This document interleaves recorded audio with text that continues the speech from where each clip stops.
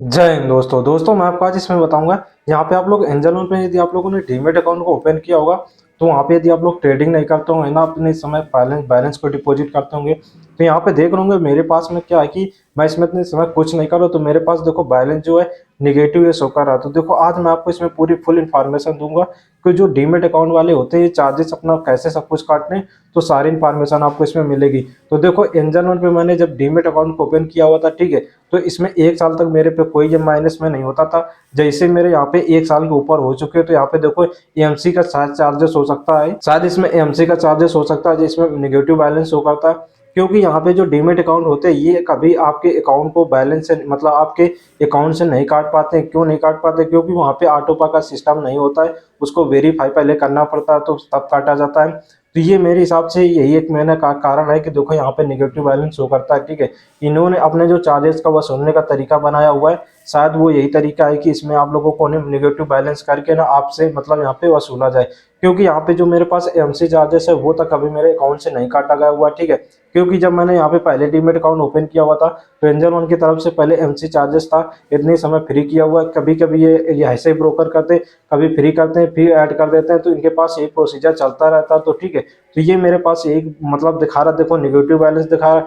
ना मैंने इसमें कोई एसआईपी कर रखा हुआ, ना इससे समय मैंने यहाँ पे कोई शेयर बाय कर रखा हो, कहीं पे भी इसमें मैंने इंडियन ओपन डीमेट अकाउंट पे मतलब मैं दूसरे पे शिफ्ट हुआ हूँ, इसमें मैं नहीं कर रहा हूँ, ठीक है। ना मैं इसमें ट्रेडिंग कर रहा हूँ, कुछ भी नहीं है इसमें, ठीक है। पहले इसमें जो मेरे पास था वो मैं कर देता था, वो मेरे से देखो वो मैटर नहीं है। मेरा एक सिखाने का पर्पज है कि आपके वाले में भी निगेटिव बैलेंस शो कर रहा है कि नहीं कर रहा है। यदि आपके वाले में ज्यादा कर रहा है कि नहीं कर रहा है, मेरे पास अभी जो निगेटिव बैलेंस हाईएस्ट है वो भी 100 के ऊपर नहीं गया हुआ है, नीचे ही है।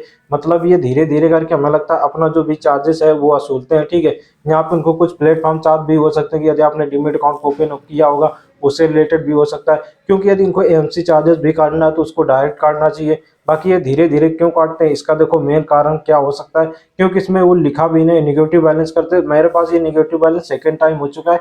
मैंने एक बार निगेटिव बैलेंस हुआ था, उसको मैंने पेड किया हुआ था तो वो प्लस में आ गया हुआ था, ठीक है। जैसे आप इसमें मैं बैलेंस ऐड कर दूंगा तो ये मेरा 23 जितना भी निगेटिव दिखा रहा है वो मतलब माइनस हो जाएगा। जो मेरा मतलब वैल्यू वाला फंड बचेगा, जो मतलब वैल्यू वाला मेरा बचेगा वो ही केवल आएगा, ठीक है। जैसे यहाँ पे 23 रुपये माइनस में शो करेगा, अब मैं यहाँ पे 100 करूंगा तो 2300 पे माइनस कर दो, वही अप्रॉक्स मिलेगा। तो इसका एक प्रोसीजर है कि 77 मतलब अप्रॉक्स ऐड होगा तो वो अपना माइनस कर लेते हो। तो क्या इन्होंने एमसी चार्जेस का वसूलने का तरीका ब्रोकरों ने यही एक तरीका अपनाया हुआ है। तो आप लोगों के साथ में क्या हुआ है, आप लोगों के साथ में यदि आपने एंजल वन पे किसी पे डीमेट अकाउंट ओपन किया हुआ हो तो उसमें आप देख रहे आपके पास यदि माइनस में बैलेंस शो कर रहा है कि नहीं कर रहा है, तो इस चीज़ को आप भी अपना कमेंट बॉक्स में ओपिनियन शेयर कर सकते हो। तो यहाँ पे मेरे हिसाब से इनका इन्वॉल्व, क्योंकि मैंने इसको कंप्लेन भी किया हुआ है तो उन्होंने ये बोला है कि आपका ब्रोकर का चार्जेस यहाँ पे काटा जा रहा है, ठीक है। तो उसी हिसाब से मैंने एक मतलब आपको यहाँ पे पूरी नॉलेज के हिसाब से मैंने शेयर किया हुआ, ठीक है, कि आपको बोला भी तो इतना नहीं शो कर रहा है। क्योंकि यदि आपने वैसे ब्रोकरों पे आपने क्या किया, डीमेट अकाउंट को ओपन करके खोल के छोड़ दिया, ठीक है, उसके बाद यहाँ से आपके चार्जेस काटा गया, अब उसके बाद आपने 3-4 साल बाद उसको बंद करने के लिए, तो देखो आप ये डीमेट अकाउंट बंद नहीं हुआ। क्यों नहीं बंद होगा?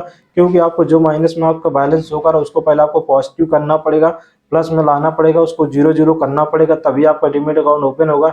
नहीं तो मैंने देखो एक आप स्टॉक का डीमेट अकाउंट ओपन करना बताया हुआ था, ठीक है, तो उसमें आपको पहले ही ऑप्शन में दे देते हैं यदि आपके पास बैलेंस जीरो जीरो सब जगह पे नहीं है तो आपका डीमेट अकाउंट नहीं ओपन होगा। चाहे वो एसआईपी में 100 रुपए पड़े हो, उसको भी वहाँ पे विड्रॉ करना पड़ता है। चाहे आपने एक शेयर को भी क्यों ना बाय रखा हो, यदि वॉलेट में भी 1 रुपया भी पड़ा होगा क्यों आपका डीमेट अकाउंट यहाँ पे बंद नहीं होगा। यदि माइनस में हो या प्लस में कुछ भी हो तो नहीं बंद होता। ये एक नियम होता है, ये सेबी की तरफ से भी, एनएससी बीएससी की भी तरफ से, ये ब्रोकरों की भी तरफ से ये बिल्कुल फिक्स रहता है, ठीक है। तो इस हिसाब से आपको पहले सोच लेना है कि किसमें हमें डीमेट अकाउंट को ओपन करना चाहिए, किसमें नहीं करना चाहिए, उसी हिसाब से आपको रिसर्च करनी चाहिए।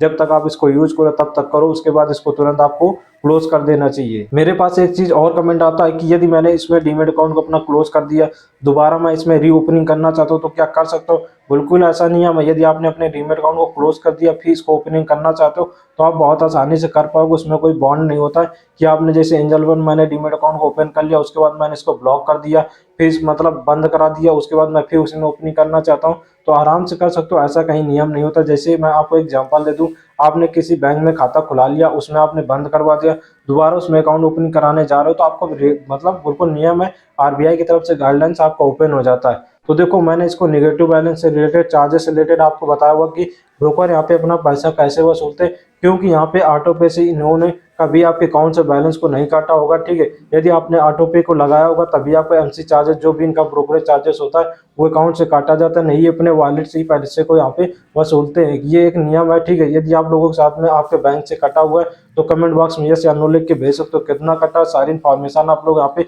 शेयर कर सकते हो, जिससे दूसरों को भी हेल्प हो सकती है। क्या आपने ऑटो पे लगाया हुआ था कि नहीं लगाया हुआ था, सारी इन्फॉर्मेशन यदि आपके पास ऐसा हुआ है तो कर सकते हो। देखो मैंने आपको पूरी डिटेल वाइज बताया हुआ है कि ब्रोकर अपना चार्जेस कैसे वसूलते, तो आपको ये इन्फॉर्मेशन कैसे लगी तो उसका भी ओपिनियन आप लोग यहाँ पे जरूर शेयर कर सकते हो। यदि फर्स्ट टाइम चैनल पे होंगे तो उसको भी सब्सक्राइब कर सकते हो।